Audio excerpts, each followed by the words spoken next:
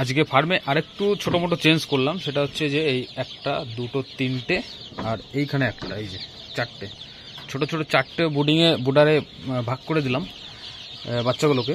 কারণ হচ্ছে ছোট ছোট বোর্ডিংয়ে ভাগ করে দিলে কি হয়, এক তো ওষুধ খাওয়াতে সুবিধা হয়, দ্বিতীয় হচ্ছে ম্যানেজমেন্টটা ভালো থাকে, এটা আমি মনে করছি।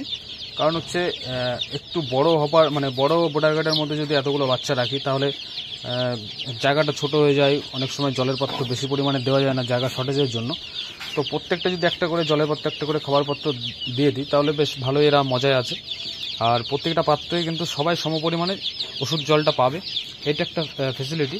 আর দ্বিতীয় কারণ হচ্ছে যে আমার নিজের মেশিনে আজকে সোনালি চিক্স হ্যাচ হচ্ছে, তো সেইগুলো বোর্ডিং করতে হবে, যার জন্য ছোট ছোট করে বেশ পার্টিশন করে ভাগে ভাগে যদি করতে পারি তাহলে কিন্তু বেটার হবে, এটা মর্টালিটি কম হবে। তো এখনও পর্যন্ত মর্টালিটি একটা হয়েছে প্রথম দিনেই, সেটা হচ্ছে চেপে মারা গেছিলো। আর আজকে মনে হচ্ছে একটা মর্টালিটি হবে, এই যে এটা মর্টালিটি হবে। এটা মারাই গেছে নাকি, এখনও মরেনি, তবে এটা মর্টালিটি হয়ে যাচ্ছে। তো এখনও পর্যন্ত দুটো মর্টালিটি, এটা ধরে একটা আগে হয়েছে, এটা এখন আজকে হচ্ছে, তো দুটো মর্টালিটি হয়ে গেল। কোনো ব্যাপার না, 2, 5, 10টা তো হতেই থাকে, কারণ 100টা 8টা 10টা তো মর্টালিটি ধরে নেওয়া হয়। তো এই হচ্ছে আজকে চেঞ্জিং।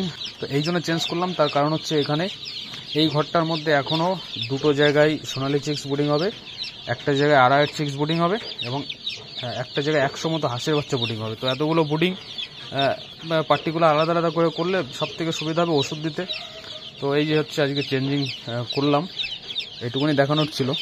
আর আপনারা চেষ্টা করবেন যারা আমার মতো ছোট খামারি, তারা চেষ্টা করবেন যে অল্প সংখ্যক বাচ্চা বোর্ডিংয়ে দিলে আপনি দেখবেন মর্টালিটি অনেক কম হবে।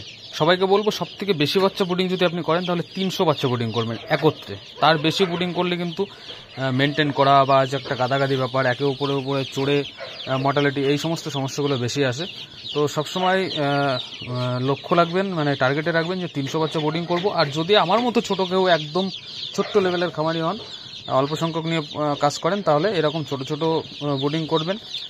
তো এক একটা মোটামুটি রয়েছে 80টা মতো করে, 300টা বাচ্চা। তো 4টে ভাগ করে দিয়েছি, কোনো কাউন্টিং নেই, মোটামুটি আনুমানিক 75টা 80টা এরকম আছে। কোনটায় কি আছে, এটা হয়তো একটু বেশি আছে, এটা একটু কম আছে, এটা আর একটু বেশি আছে, ওইটা 70-75টা আছে এরকমই। তো এইভাবেই ছোটো ছোটো করে বোর্ডিং করলে কী হবে, একটা ছোট্ট বোর্ডার গার্ডের মধ্যে তাপটা ভালো ধরে রাখতে পারবে।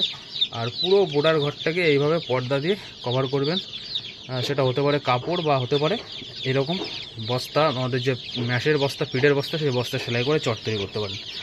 তো আমার কাছে এই মুহূর্তে অত চট নেই, বাইরে দিয়ে আমি পলিথিন কাগজ দিয়ে দিয়েছি এবং এইদিকে কাপড় দেওয়া আছে, আর নিচের ঘরে আমার সম্পূর্ণ চট দেওয়া আছে, কোনো সমস্যা নেই।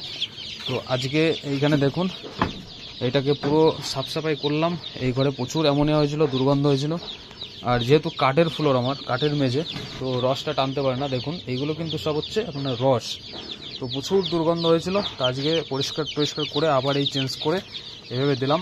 বাচ্চাগুলো মোটামুটি সুস্থ আছে, এখন কোনো মেডিসিন চলছে না, তবে গ্রোথটা একটু কম হচ্ছে। গ্রোথটা কম হওয়ার কারণ হচ্ছে আমি ম্যাশটা একটু চিপেস্ট ম্যাশ এনেছি। ব্রয়লার ফিড যদি আনতাম তাহলে দ্রুত গ্রোথ হতো, তো ব্রয়লার ফিড খাওয়াচ্ছি না। কারণ হচ্ছে এখন যে মুরগির যে দাম, বেচতে গেলে 150 থেকে 160 টাকা, বা যখন গরমের সময় চলে আসছে এখন তো হয়তো আরও কমে যাবে, 140 থেকে 160-এর মধ্যে পাবো।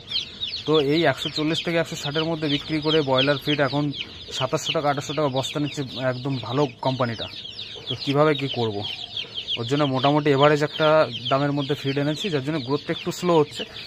তো স্লো হলে আর কি করব, যদি বেশি পয়সার দিকে তাকাতে হয়, পয়সা বলতে কি মানে একটু লাভের দিকে দেখতে গেলে খুব ভালো ফিড খাইয়ে আমাদের এই ব্রয়লার করে বা সোনালি কয়লার করে বা সোনালি করে তেমন কোনো প্রফিট আসে না। আমি অনেকটা হিসাব করে দেখেছি, কারণ 50-55 টাকা কিলো যদি ফিড কেনা পড়ে, তো 50-55 টাকা কিলো ফিডে 4 কিলো প্রায় ফিড লেগে যাবে।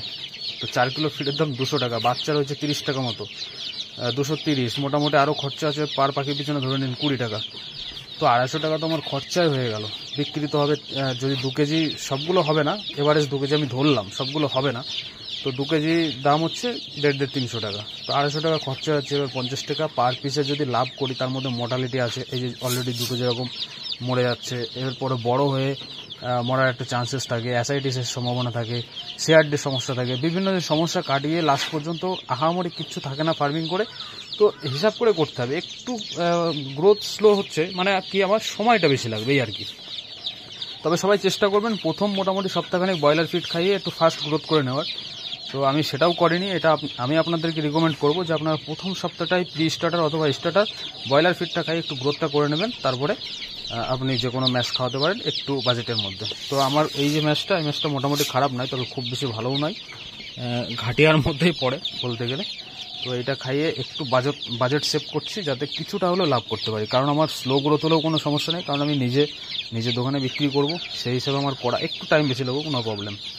তো চলুন, নিচে রয়েছে যে হোয়াইট লেগনগুলো, ওইগুলো আমার এখন কিন্তু বিক্রি উপযুক্ত হয়ে গেছে, 1 কিলো ওভার হয়ে গেছে কিছু, আর কিছু 700 থেকে 900-র মধ্যে আছে।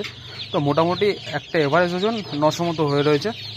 তো ওইগুলো বেচলে একটা ভালো অ্যামাউন্ট বেরিয়ে আসবে। তো যাই হোক, লাভ খুব বেশি হবে না, কারণ যে পরিমাণে ওরা খেয়েছে মোটামুটি চালানটা বাঁচবে, কারণ বেশ কিছু মর্টালিটি হয়ে গেছিলো সেই করাই হয়েছিল সেই করাইয়ের সময়। তো এই হচ্ছে পরিস্থিতি। তো এইটুকুনি চেঞ্জ করে আপনাদের দেখানোর ছিল। দেখা হবে পরবর্তী ভিডিওতে। তো ভালো থাকুন, ধন্যবাদ।